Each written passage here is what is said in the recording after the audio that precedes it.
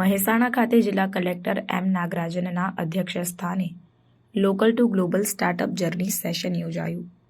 અમૃત Mehsana startup અને innovation mission અન્વયે Dolby hall Vardhaman high school સાર્વજનિક કેમ્પસ મહેસાણા ખાતે જિલ્લા કલેક્ટર એમ નાગરાજનના અધ્યક્ષસ્થાને local two global startup journey session યોજાયું હતું.